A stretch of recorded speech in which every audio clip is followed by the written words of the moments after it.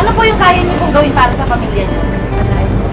Ayun, magpuyat ako, nagpupuyat ako dito para lang sa taong Atalaba. Araw-araw ako nagtitinda. Ayan, araw-araw yun ang trabaho ko, wala namang iba.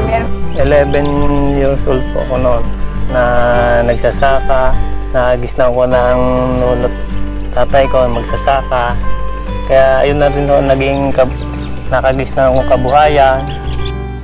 Ako po ay nag-wood carving para itinda lang sa Nasugbu. Pag may benta, yun ang ginagamit namin pangkain ng pamilya ko, para mapag-aaral ng mga anak ko. Ako lang halos ang bumubuhay sa mga anak ko. Araw-araw yan, hawak ko taong Talaba. Pati pa ako, masakit na. Pero sige, tinitiis ko pa rin kasi gusto kong kumita.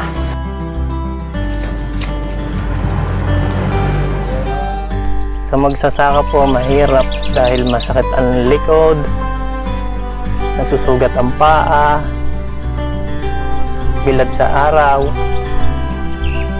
Pag po naulan, maghapong basa ng ulan. Ang pamumuhay po namin minsan wala talaga, minsan nagipit. Naisip ko yung isipin na sarili ko na kailangan ko talaga magawa ng mga kung ano-ano para lang maibenta.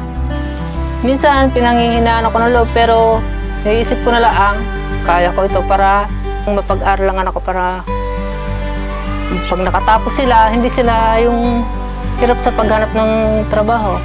Gusto ko magkaroon kami ng kaunting lupang sasakahin sa sarili para hindi habang buhay na kami namumursintuhan, nakakitaniman, para po pagdating ng tag-aram may sarili akong taniman ng gulay.